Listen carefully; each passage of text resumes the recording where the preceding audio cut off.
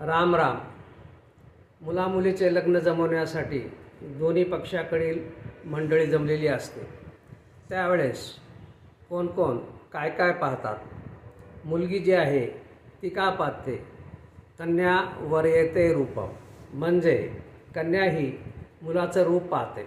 मुलगा सौंदर्यवान आहे का, स्मार्ट दिसतो का, हँडसम आहे का, स्टायलिश आहे का, अशा प्रकारे मुलगी ही मुलामध्ये रूप पाहते. नंतर माता का पाहते?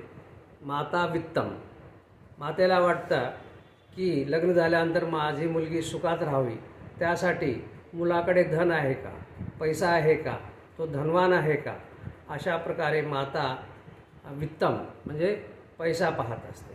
नंतर पिता, वडील काय करतात? पिता श्रुतम, म्हणजे पिता का पाहतो की हा जो होणारा जावाई आहे, मुलगा आहे, तो कमावणारा आहे का, धैर्यवान आहे का, कमावू शकतो का, शिकलेला आहे का, कर्तबगार आहे का.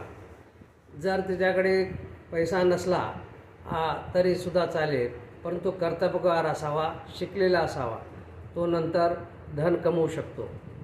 तर पिता आपला होणारा जावाई हा कर्तबगार असावा असं पाहतो. नंतर भाऊबंद जे असतात किंवा इतर मंडळी जी जमलेली असते लग्न जमवण्यासाठी, ते का पाहतात?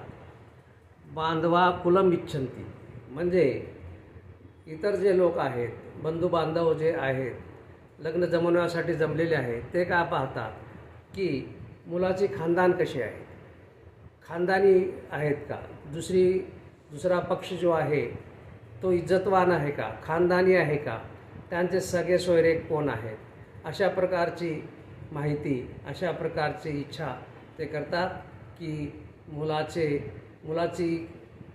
जे घराणं आहे ते खानदान असावं असं भाऊबंद समजतात.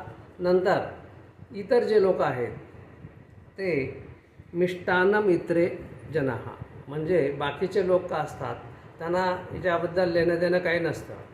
मुलगा कसा का असेना, खानदानी असो, शिकलेला असो, गरीब असो, कसा का असेना, त्यांना काय हवं असतं इतर जणांना की भोजनामध्ये मिष्टान्न आहे का, बऱ्याच प्रकारचे प्रकार आहेत का, जेवणासाठी जेवण चांगलं आहे का, अशा प्रकारे इतर जणाची इच्छा असते. त्यांना मुलगा किंवा त्यांच्या खानदानाबद्दल काही लेणं देणं नसते. अशा प्रकारे लग्न जमवताना वेगवेगळ्या प्रकारचे लोक वेगवेगळ्या गोष्टी पाहतात. जय